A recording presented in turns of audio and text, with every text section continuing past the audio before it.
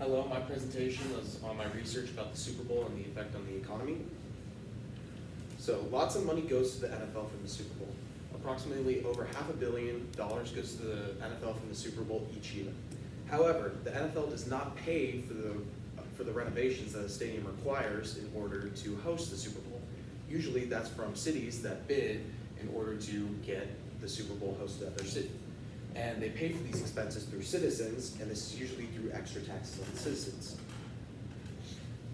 Now, most people automatically assume that stadium constructions and renovations are automatically good for a city. However, this is not the case all the time. For one example, the Miami Marlins Stadium left the city in a bunch of debt after it did not get the revenue that it intended to plan, and also the Bulldog Stadium, which had no gain or decrease in revenue since its renovation. So looking at my sources, my first source was by Taylor Skaggs, and his purpose/question was, what economic effect does a city take from stadium construction? So his method was a meta-analysis, and he looked at different stadiums and saw what effect that they had on the city.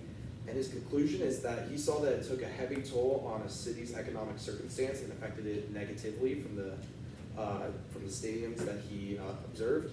And this applied highly to me because it looked at regular stadium construction and how it affects cities, and I'm also planning on looking at stadium construction. So my next source was from Carol Amadon, and her purpose/question was, how has the Georgia Dome over time affected Atlanta economically? And her method was historical research. So what she did was she looked at the Georgia Dome for the Atlanta Falcons over the time of its construction and renovation to the present day period. And then she saw what the revenue was from that historical period and whether it went up or down based on that renovation or construction. And her conclusion was that it was mostly neutral and that it didn't really affect the economic impacts at all in that city. And this also was applicable because it looked at construction and renovation of a stadium over time. And my last source was from Geoffrey Profiter, and his purpose/question was, how do renovations on basketball arenas influence a city economically? And his method was factor analysis method. So he looked at different factors from basketball arenas renovations, such as the jersey sales and the sale of drinks and beverages after the stadium renovation and after the construction of an arena. And then he saw a positive relationship between renovations and cities' economic increase. And this was applicable to me because it looks at arenas and cities economically, but it wasn't more applicable than the other sources because it looked at arenas instead of stadiums. However, one big gap that I found was that it didn't look at big events such as the NBA playoffs or the Super Bowl, which is why my problem statement was, what effect does the Super Bowl have on the unemployment rate and housing prices of the host city? So the objectives here is to see if the Super Bowl has an impact on major cities through those aspects. So my aspects are unemployment rate and house prices, and if so, is it positive or negative? And then the significance is that we could see if cities should save money and spend more time building the stadium instead of rushing out in the bids. And we can also see if major cities should invest into sports stadiums, such as popular cities such as New York and Los Angeles, and if they're necessary for economic growth. So some definition of terms, the only two terms that I really had were the unemployment rate and the labor force. So the unemployment rate is the percent of unemployed people to the labor force, and then the labor force is the amount of people that are employed and unemployed. So my method was correlational research.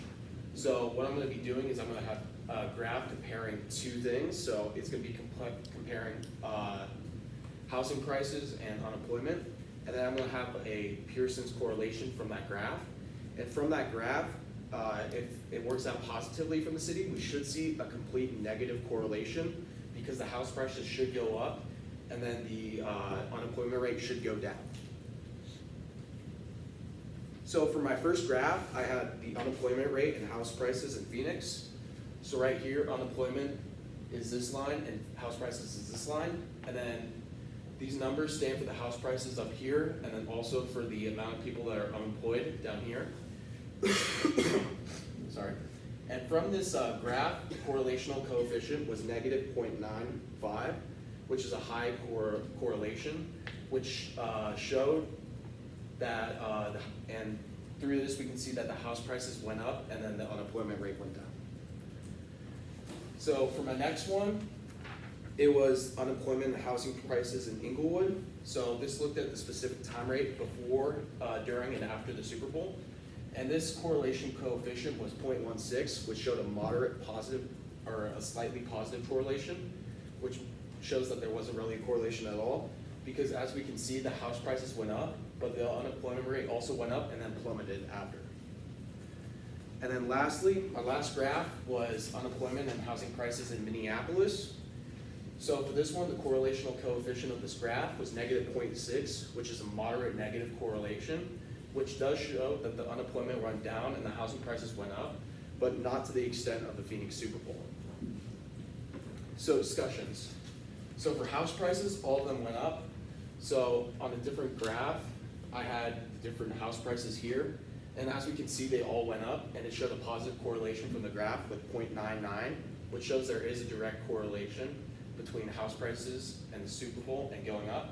However, there were different jumps for different cities. For example, Minneapolis jump was very slightly compared to Inglewood, where the jump was super high.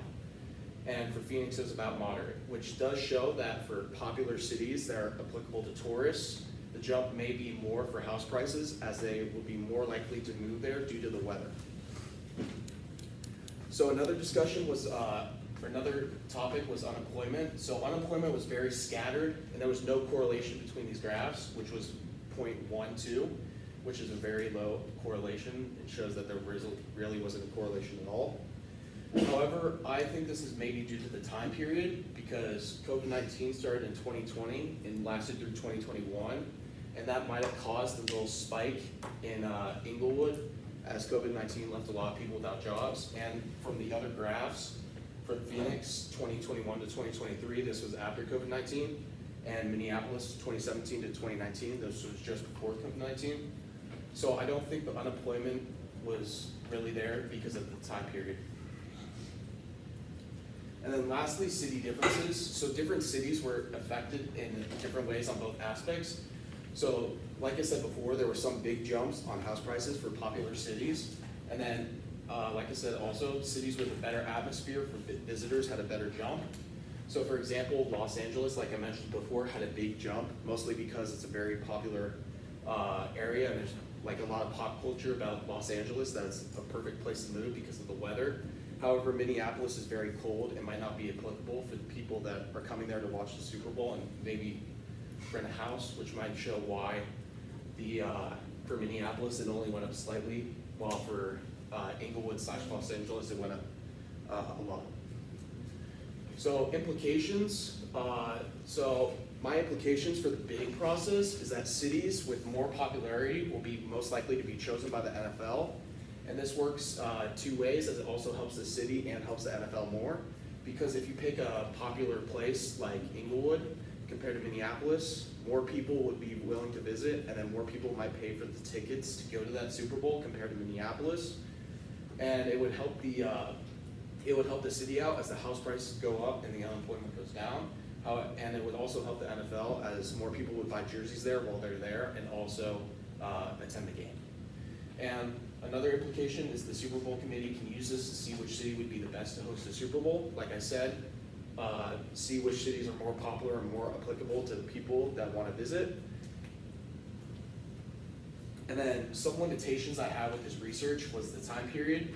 So I only looked at Super Bowls from the most recent years. So I looked from 2017 up to 2023, the most recent Super Bowl.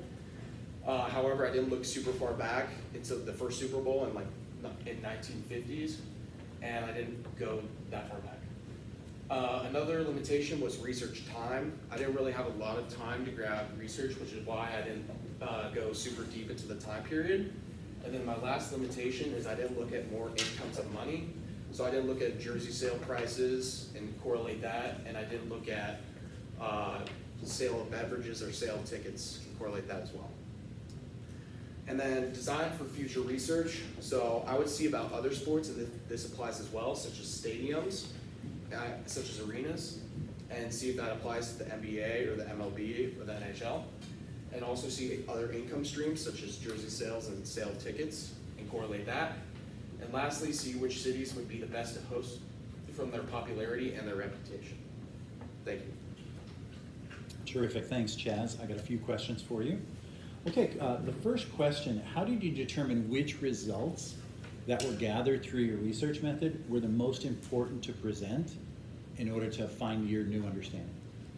So the results I found that were the most important was the Inglewood, the Minneapolis, and the Phoenix. And I saw this as the most important because Phoenix showed a direct negative correlation, which showed that the popular cities go down. And then also for Inglewood, Inglewood is a very popular city and Minneapolis is not as popular, which showed the difference between the two cities. And it really showed that on the graph as well, which is why I have those results. Okay, perfect. And then as a follow-up question, what are the real-world implications or consequences that are related to the findings that you had? So some real-world implications or consequences. So I'd say for consequences, I would say probably that the cities that aren't as popular, such as Minneapolis or Detroit, probably wouldn't be chosen for a Super Bowl compared to other popular cities, and more popular cities such as California and Phoenix would be chosen. Okay. And then the final question, if you could revisit your overall research process, what would you do differently and why would you change it? I would probably look back more, and I would probably do this just to see if this has been the case over a long period of time, because my research was very short, and because of that, I think that if I had more of a longer time to look back, it would have shown more of a direct correlation compared to those few years. Okay, fantastic.